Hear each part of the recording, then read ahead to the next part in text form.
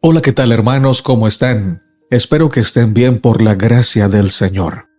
Bienvenidos al comentario día por día de la lección número 12 de la escuela sabática. Esta lección tiene como título Deuteronomio en el Nuevo Testamento. Un mensaje profundo, lleno de enseñanzas del Señor para su pueblo. Antes de orar, permítanme saludar a las siguientes personas: Belsay Carrera, Mari Ángeles, Amparo García, Mabel Rodríguez, Sabina y Pía Pardo, Lucrecia Durán y su amado esposo Mario, Leticia Díaz, Omaira Quintanilla, Inés Castillo, Blanca Estela Bernal Romero, Olga Montano, Nori Alba y Milquiades Álvarez. Muy bien, después de haber saludado por nombre propio a estos hermanos y hermanas a quienes apreciamos sinceramente, extendemos el saludo para aquellos que no podemos mencionar por nombre, pero que ustedes saben que oramos por ustedes, que los apreciamos y que estamos muy agradecidos con Dios por darles vida, salud y sobre todo el conocimiento de la gracia de nuestro Salvador. Vamos a orar para comenzar. Amado Padre que estás en el cielo, santificado sea tu nombre. Gracias por tu palabra. Ahora que vamos a estudiarla, te suplicamos que nos des un corazón limpio, una mente humilde, que te sirva y que pueda comprender tu santa voluntad para ponerla en práctica. Oramos en el nombre de Jesús. Amén, Señor. Lección para el día sábado 11 de diciembre. Deuteronomio en el Nuevo Testamento. Texto clave. Él respondió y dijo: Escrito está, no solo de pan vivirá el hombre, sino de toda palabra que sale de la boca de Dios. Mateo 4:4. Toda la Escritura es palabra de Dios.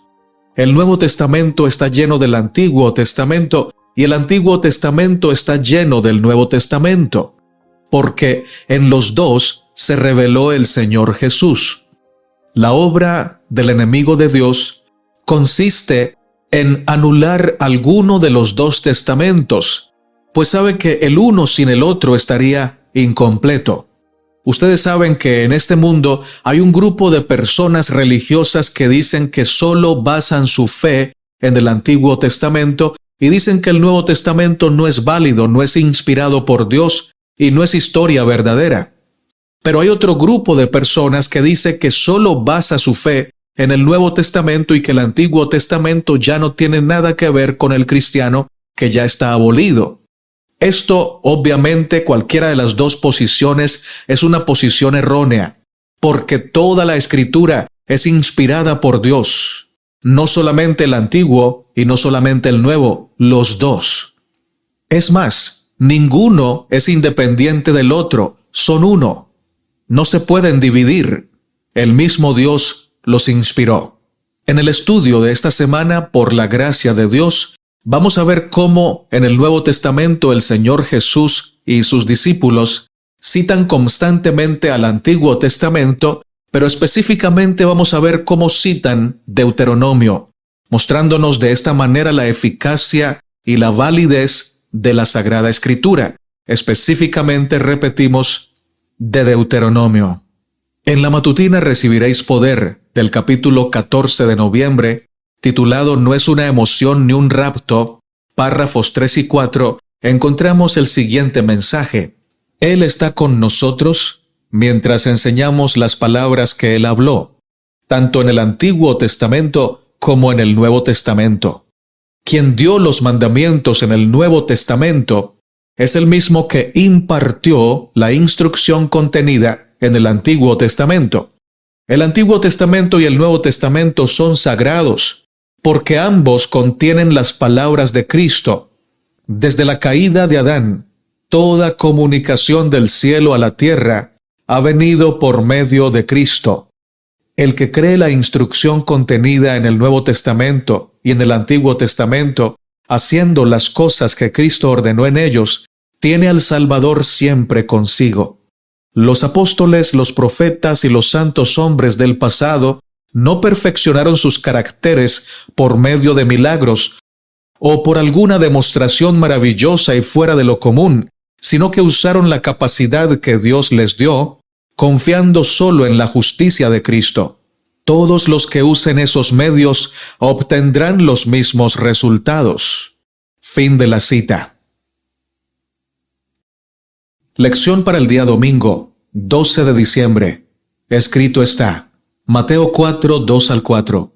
Y después de haber ayunado 40 días y 40 noches tuvo hambre. Y vino a él el tentador y le dijo, si eres hijo de Dios, di que estas piedras se conviertan en pan.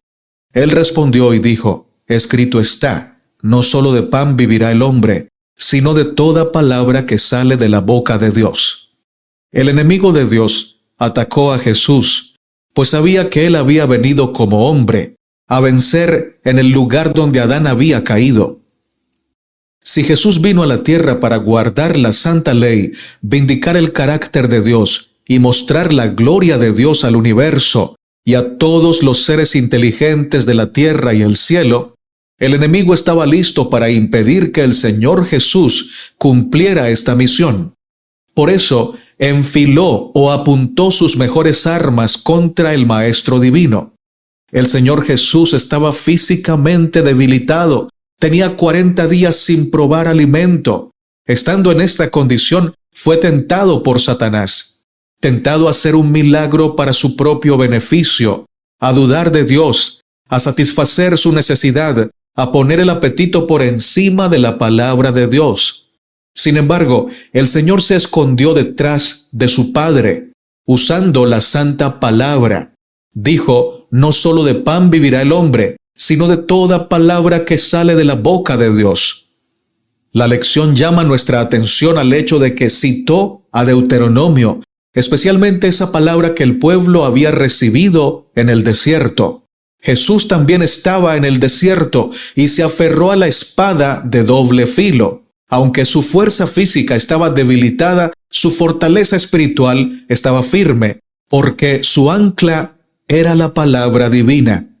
Es interesante que el Señor Jesús nos muestra la forma como Adán e Israel pudieron haber vencido en su lucha contra las tentaciones del malo. Jesús nunca usa su poder divino para vencer, sino que echa mano de las mismas herramientas espirituales que Adán y el pueblo de Israel pudieron haber usado. Fe, dependencia de Dios a través de su palabra y obediencia humilde, obediencia total. La victoria de Jesús en el desierto es una demostración clara de que ni Adán ni Israel tenían excusa por haber sido derrotados. Ellos pudieron vencer en Cristo de haberse aferrado a la palabra del Señor como lo hizo el Señor Jesucristo. Para nosotros, hoy, la misma lección es real. Si estamos en Cristo y nos aferramos al escrito está, seremos más que vencedores contra las tentaciones del malo. El cristiano debe depender de la palabra de Dios mucho más de lo que depende de la comida física. Solo así su vida tendrá sentido y el propósito de Dios para su vida se cumplirá cada día. Al alimentarnos día tras día de la palabra santa, aprenderemos que ella acrecienta nuestra fe y nos ayuda a creer en las promesas de Dios para poner por obra sus santos mandamientos. Además, nos fortalecerá para que podamos confiar en su presencia constante con nosotros, dotándonos de discernimiento espiritual para evitar la presunción. La presunción es creer que Dios tiene que salvarnos y que Dios tiene que bendecirnos, aunque nosotros permanezcamos practicando el pecado. Pero también leer la palabra constantemente nos va a ayudar a adorar solamente al que merece adoración, el Rey eterno. Por otro lado, si no nos alimentamos de la palabra, si olvidamos estudiarla y guardarla en nuestro ser, careceremos de fe. Viviremos por las inclinaciones de la carne, es decir, haciendo lo que nuestra naturaleza pecaminosa nos dice que hagamos. Exigiremos que Dios cumpla sus promesas sin estar dispuestos a obedecer sus mandamientos, y seremos adoradores del mundo, de la vanidad y de todo aquello que contradice a Dios. La vida de Cristo es la evidencia de lo que puede hacer la palabra de Dios cuando mora en nuestro ser. Cristo no usó su poder divino para ser santo, sino que se rindió completamente ante su Padre y obedeció su palabra por su gracia, como cualquiera de nosotros lo puede hacer con la ayuda del Espíritu Santo. Sino que se rindió completamente ante su Padre día tras día, como Adán y Eva pudieron hacerlo, como Israel pudo hacerlo, y como nosotros hoy, si dependemos de Él, podremos hacerlo también. Obviamente, esta es una obra de crecimiento, es una obra paulatina, de progreso espiritual, en la que cada vez vamos creciendo en Cristo y nos vamos asemejando cada vez más a su carácter. Dice la matutina Cada Día con Dios, en la página 257. En la guerra, el enemigo aprovecha los puntos débiles de la defensa de aquellos a quienes ataca. En ese punto concentra sus más fieros asaltos. El cristiano no debiera tener puntos débiles en su sistema defensivo. Debiera estar protegido por el apoyo que brinda la Escritura al que está dispuesto a hacer la voluntad de Dios. El alma tentada logrará la victoria si sigue el ejemplo del que enfrentó al tentador con las palabras: escrito está. Puede permanecer seguro bajo la protección de un así dice Jehová. Lección para el día lunes 13 de diciembre. Levantar rostros. Efesios capítulo 6 verso 9 dice: Y vosotros, amos, haced con ellos lo mismo, dejando las amenazas, sabiendo que el Señor de ellos y vuestro está en los cielos, y que para Él no hay acepción de personas. Colosenses 3:25. Mas el que hace injusticia recibirá la injusticia que hiciere, porque no hay acepción de personas. Primera de Pedro 1:17. Y si invocáis por Padre a aquel que sin acepción de personas juzga según la obra de cada uno, conducíos en temor todo el tiempo de vuestra peregrinación. Deuteronomio 10:17. Porque Jehová vuestro Dios es Dios de dioses y Señor de señores, Dios grande, poderoso y temible, que no hace acepción de personas ni toma cohecho. Cuando leemos la palabra con humildad y oración, ella nos revela la grandeza de nuestro Dios. Es impresionante la forma como nos trata, a pesar de ser tan poderoso, tan alto, tan sublime. Él se inclina para abrazarnos, para escucharnos, para amarnos, y hasta para reprendernos con amor.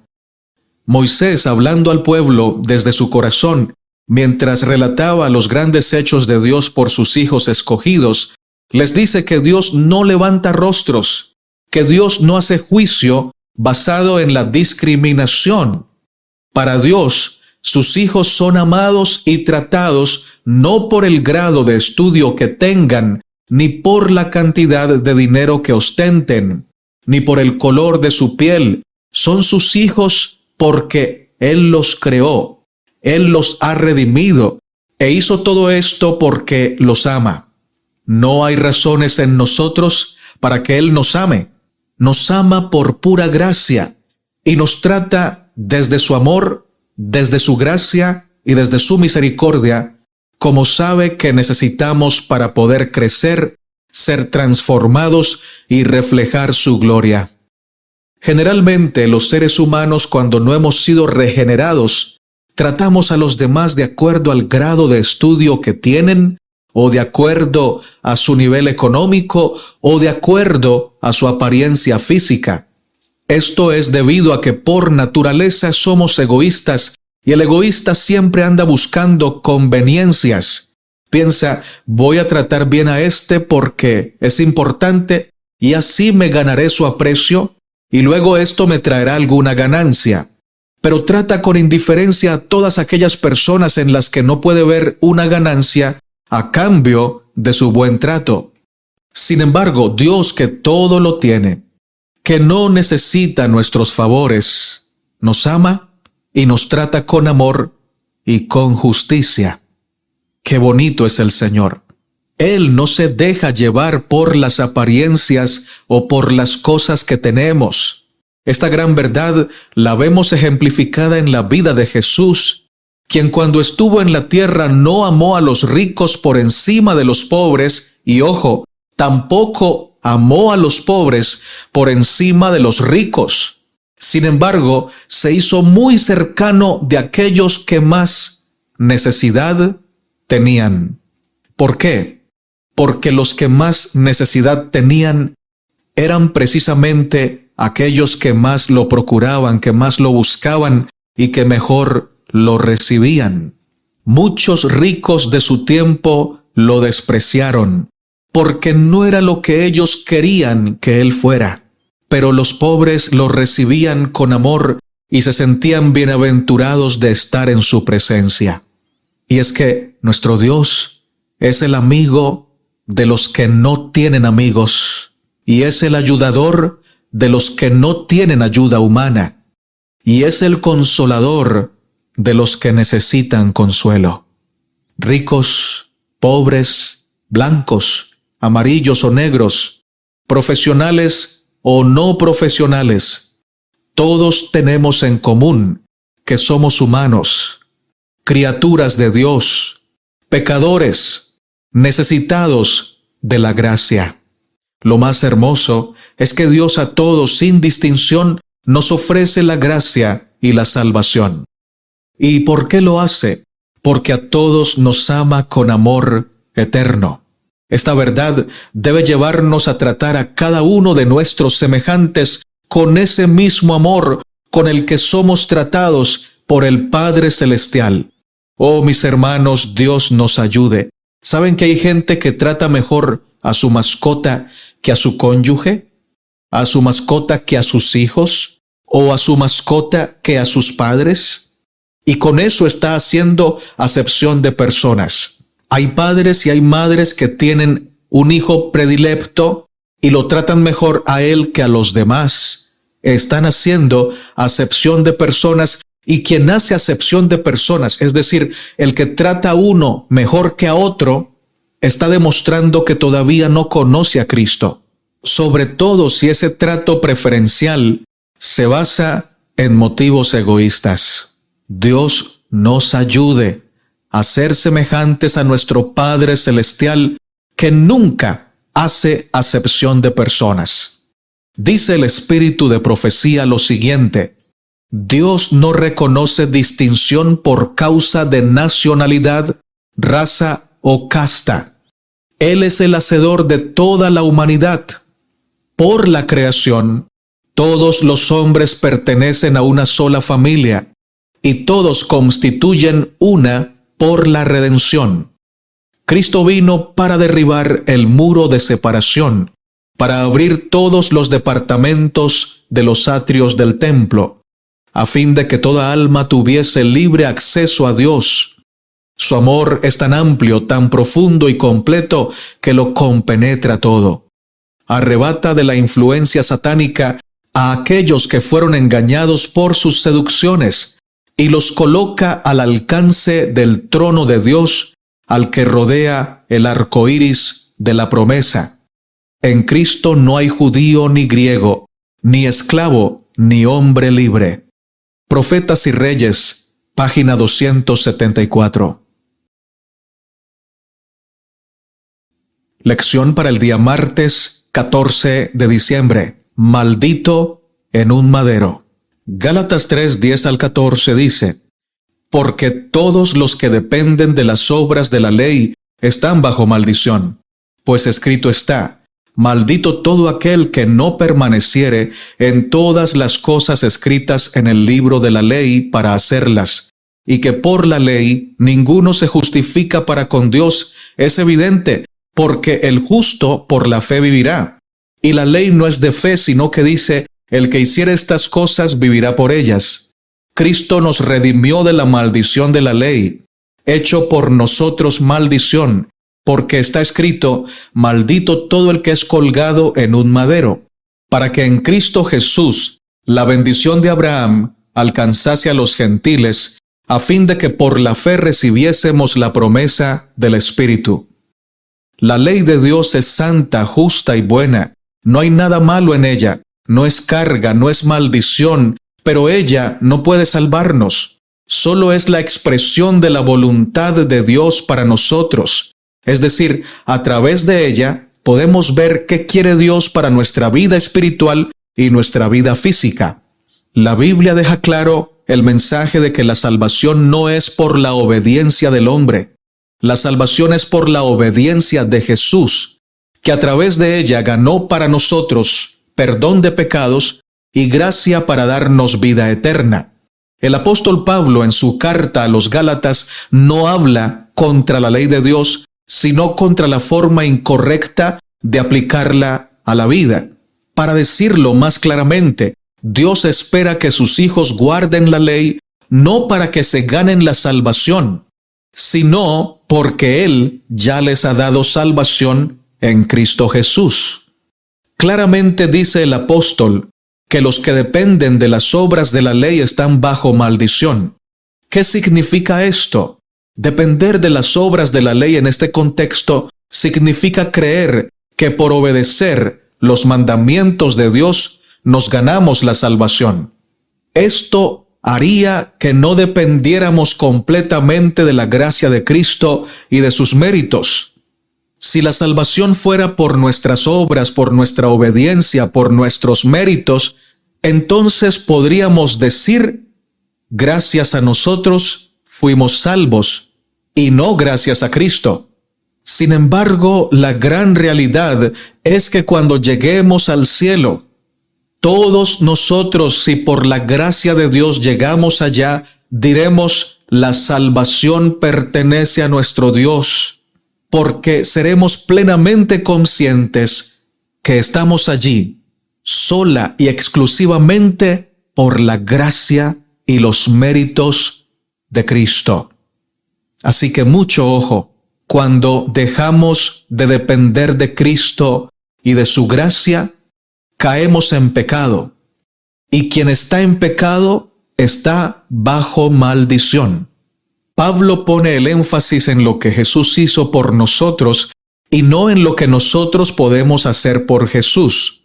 Las buenas obras de Moisés, las buenas obras de Enoc, las buenas obras de Elías y de cualquiera de los hijos e hijas de Dios no son hechas por ellos, sino por la gracia de Dios que operó y opera en ellos. O digámoslo más claramente, opera en nosotros. Sin embargo, debe quedar claro que esas buenas obras que Cristo hace a través de nosotros no son las que nos acreditan la salvación, sino que son el resultado de la salvación obrada por Cristo en nuestra vida.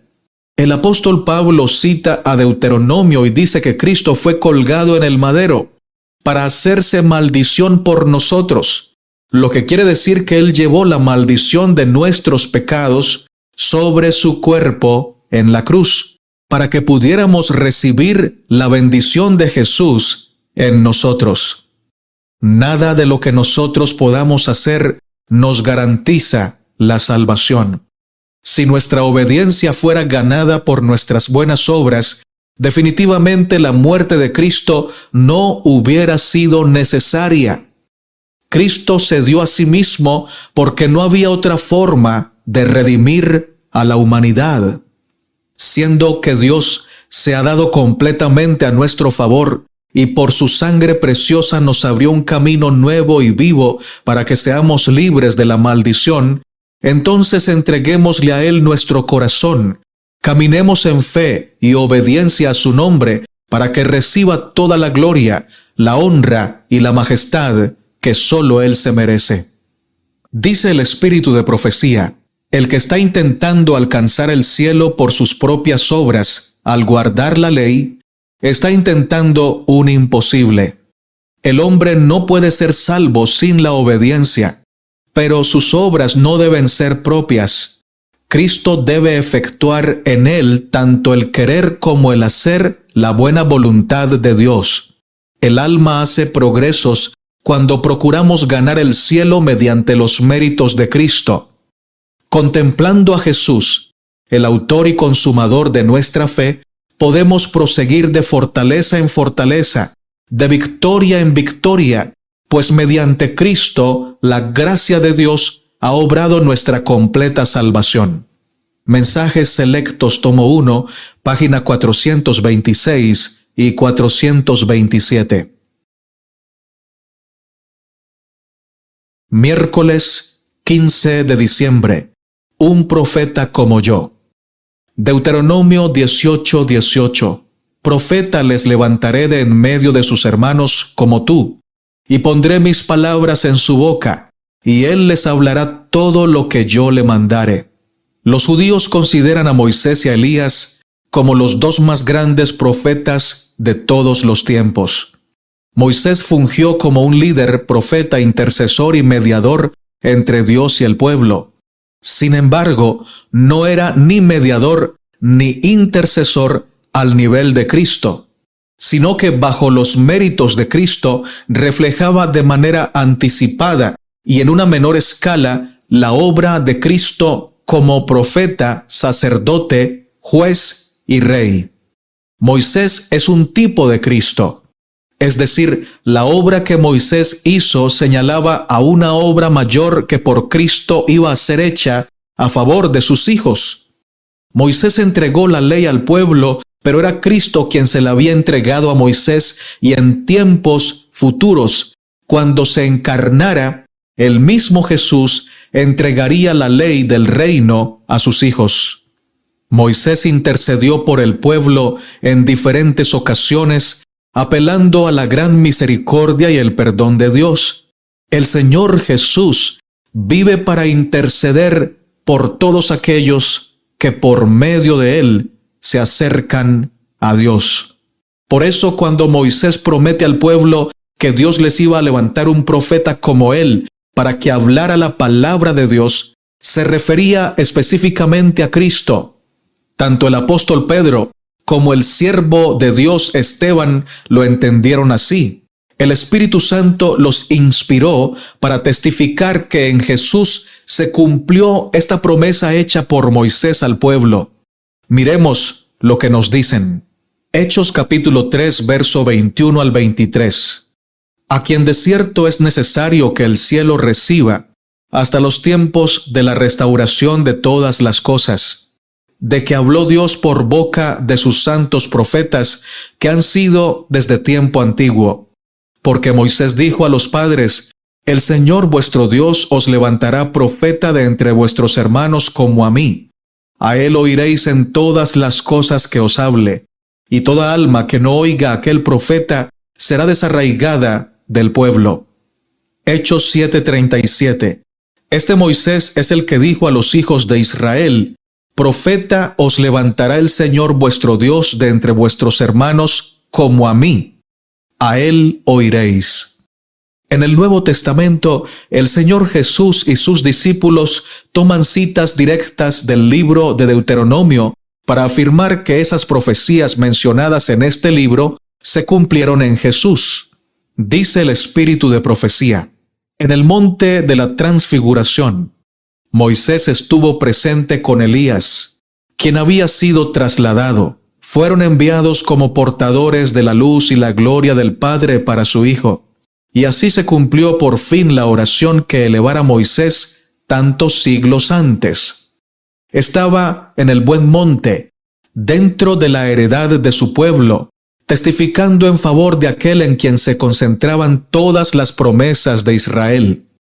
Tal es la última escena revelada al ojo mortal, con referencia a la historia de aquel hombre tan altamente honrado por el cielo. Moisés fue un tipo o figura de Cristo. Él mismo había declarado a Israel: profeta de en medio de tus hermanos como yo, te levantará Jehová tu Dios, a él oiréis. Deuteronomio 18:15. Dios tuvo a bien disciplinar a Moisés en la escuela de la aflicción y la pobreza, antes de que estuviera preparado para conducir las huestes de Israel hacia la Canaán terrenal. El Israel de Dios que viaja hacia la Canaán celestial tiene un capitán que no necesitó enseñanzas humanas que le prepararan para su misión de conductor divino. No obstante, fue perfeccionado por el sufrimiento, porque en cuanto él mismo padeció siendo tentado, es poderoso para socorrer a los que son tentados. Hebreos 2, 10 y 18. Nuestro Redentor no manifestó las imperfecciones ni las debilidades humanas, pero murió a fin de obtener nuestro derecho a entrar en la tierra prometida. Moisés a la verdad fue fiel sobre toda su casa como siervo para testificar lo que se había de decir. Mas Cristo como hijo sobre su casa, la cual casa somos nosotros, si hasta el cabo retuviéramos firme la confianza y la gloria de la esperanza. Hebreos 3, 5 y 6, Patriarcas y Profetas, capítulo 43, la muerte de Moisés. 3 últimos párrafos. Lección para el día jueves, 16 de diciembre. Horrenda cosa. Dice Deuteronomio 32:35, mía es la venganza y la retribución. A su tiempo su pie resbalará, porque el día de su aflicción está cercano y lo que les está preparado se apresura. Hebreos 10:28 al 31 dice, el que viola la ley de Moisés, por el testimonio de 2 o 3 testigos, muere irremisiblemente. ¿Cuánto mayor castigo pensáis que merecerá el que pisoteare al Hijo de Dios y tuviere por inmunda la sangre del pacto en la cual fue santificado e hiciere afrenta al Espíritu de gracia? Pues conocemos al que dijo, mía es la venganza, yo daré el pago, dice el Señor, y otra vez el Señor juzgará a su pueblo. Horrenda cosa es caer en manos del Dios vivo. Uno de los temas más claros que la Biblia presenta es que el pecado y los que se aferran a él no son eternos, que los dos están destinados a desaparecer, el pecado y los que se aferran a él. Cada individuo, por tener libre elección y capacidad de juicio, es responsable de sus obras, sean buenas o sean malas. Cada acto tiene un peso en cuanto a consecuencias se refiere. Los actos buenos que se hacen como fruto de nuestra relación con Dios tienen consecuencias espirituales y eternas. Los actos malos que ejecutamos como fruto de nuestra separación de Dios o independencia de Dios y apego al pecado tendrán su consecuencia a su debido tiempo. Y si no nos arrepentimos por su gracia, entonces seremos castigados con un castigo bien merecido. El que rehúsa arrepentirse pisotea la sangre de Cristo y tendrá que recibir en carne propia la venganza de la ira de Dios contra el pecado. Debe quedar claro que lo que Dios quiere destruir es el pecado, no al pecador. Pero con todo y eso, si el pecador se aferra al pecado y se hace uno con el pecado, cuando el Señor venga a derramar su venganza contra el pecado pecador que se aferró al pecado y se hizo uno con él, recibirá ese duro castigo. Y mucho cuidado, aunque sea un castigo que no es eterno. Es decir, los pecadores no se van a quedar quemando por toda la eternidad. Eso no quiere significar que será algo superficial y hasta sencillo y llevadero. No, dura cosa es caer en manos del Dios vivo. La agonía que tendrán que sufrir aquellos que rechazan la gracia de Dios y rehúsan volverse de sus malos caminos es extrema y es horrenda. Nadie, absolutamente nadie querría vivir algo así, pero el pecado nubla la vista y nos impide ver las glorias de gozar en la obediencia a Cristo, y también nos impide ver lo horrendo, lo terrible que es sufrir por rechazar a Cristo. La Biblia nos muestra que Cristo pagó el precio por nuestro pecado y llevó sobre su cuerpo el castigo que nosotros merecíamos. Sin embargo, la Biblia también deja claro que aquellos que rechazan a Cristo tendrán que llevar sobre ellos mismos el castigo por el pecado, y además tendrán que responder por la culpa de la muerte del Hijo de Dios. Serán culpables de la muerte de Cristo, porque quebrantar la ley y no arrepentirse es atentar contra la vida de aquel que dio la ley, atentar contra la vida del Hijo de Dios. En el libro de Hebreos, el apóstol Pablo confirma que en Deuteronomio, bajo la ley civil que Dios le dio a Moisés, era legal castigar ciertos pecados con la pena capital, lo cual era irremisible si había un juicio justo y por lo menos 2 o 3 testigos. Pero argumenta que nosotros, que tenemos un mejor pacto, mejores promesas y mucha más luz bajo el nuevo pacto, no tendremos excusa y tendremos mayor castigo por rechazar la sangre de Cristo y su gracia que se nos ofrece ampliamente. Toda la Biblia nos dice: Dios te ama, te quiere salvar, pero si desechas su ofrecimiento, no puedes esperar nada bueno. Lo que vendrá para el que rechaza la salvación será la perdición eterna. Ya estamos advertidos.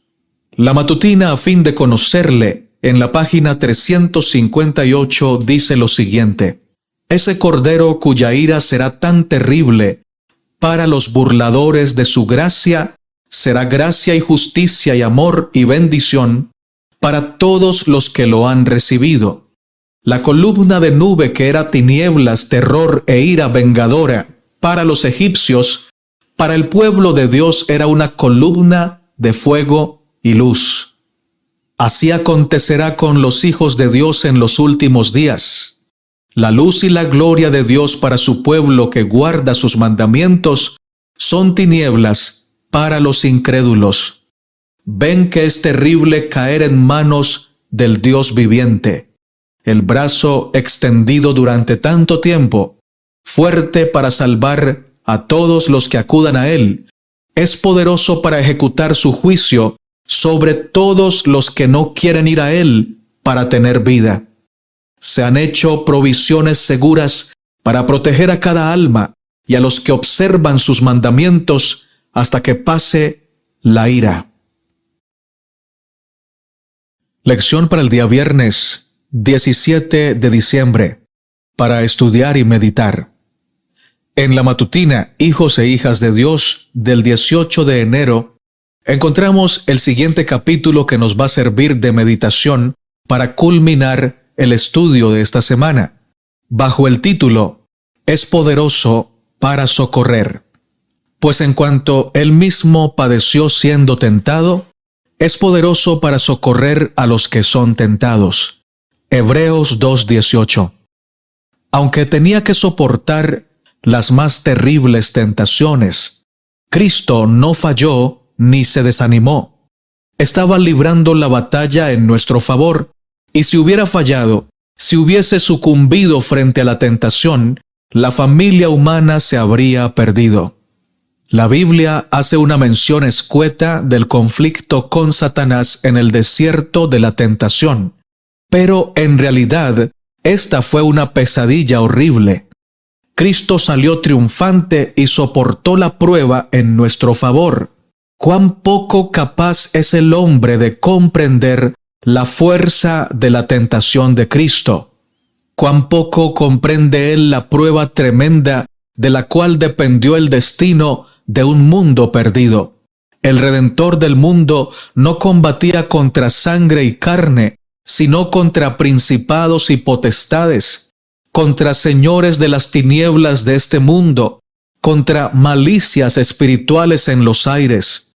Todo el cielo estaba interesado en este conflicto, y qué gozo qué regocijo hubo en el cielo debido a que el socorro reside en uno que es poderoso para vencer, poderoso para salvar.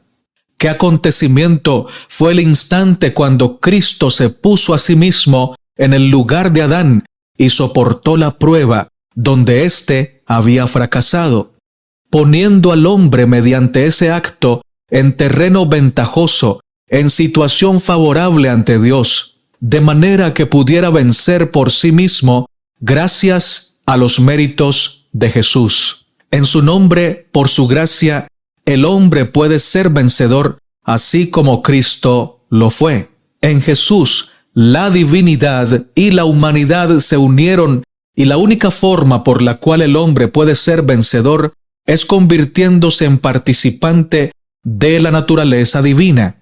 La divinidad y la humanidad se combinan en el que tiene el Espíritu de Cristo. El apóstol Pablo escribe: por lo cual debía ser en todo semejante a los hermanos, para venir a ser misericordioso y fiel pontífice. Fin de la cita. Oh, mis hermanos y mis hermanas, qué gran mensaje de parte del Señor, qué armonía hay en la Santa Escritura.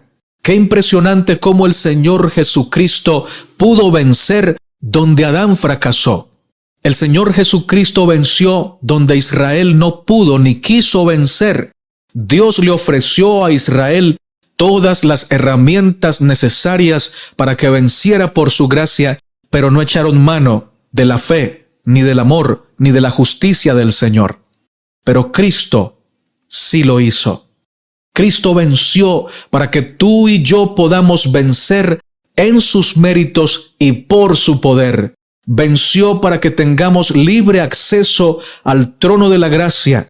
Venció para asegurarnos una corona de estrellas en la eternidad, para darnos vida eterna y para que podamos estar con Él por siempre. Cuán grande es su amor, cuán grande es el Señor. Adorémosle, sirvámosle, démosle todo nuestro corazón, todo nuestro ser, porque solamente Él lo merece. Oremos para terminar. Dios de Abraham, de Isaac y de Israel, alabado y glorificado sea tu nombre por siempre. Oh Señor, gracias porque sacias la sed de nuestra alma, la sacias con el agua viva que viene de tu ser, de tu corazón. Gracias porque calmas el hambre de justicia que tenemos y lo haces con tu santa palabra. Gracias, Señor, porque cuando todo en el mundo va mal, nosotros podemos confiar en que pronto vienes con tu reino a establecer un reino eterno de paz, de gloria y de gozo en la justicia de tu amado Hijo. Hoy clamamos a ti para darte gracias porque nuestros hijos están en tus manos y tú trabajas por ellos y has de ganar sus almas por la sangre de Cristo. Gracias por nuestra familia que aún no te conoce, pero que tú estás trabajando para llevarles la luz de tu amor, de tu evangelio, para que te conozcan y puedan encontrar vida eterna. Gracias porque estás dando sanidad, salud a tus hijos y a tus hijas, para que conozcan tu gloria y alaben tu nombre. En tus manos ponemos cada petición de mis hermanos y de mis hermanas y las mías también, para que según tu voluntad nos respondas y podamos contemplar cómo obras en nuestro favor y por ello seguir dándote alabanza y honor. Gracias porque nos oyes. Gracias porque en Cristo somos más que vencedores. Oramos en su nombre santo. Amén, Señor. Mi querido hermano, mi querida hermana, Dios te guarde. Si este mensaje te ha bendecido, te ha edificado, te invito a compartirlo con tus contactos, a darle me gusta a este video, a suscribirte al canal En Defensa de la Fe y a dejarnos tus amables comentarios. Por lo pronto, no olvides, recuerda siempre que Cristo te ama, que Cristo viene pronto y que eres un hijo y una hija de Dios.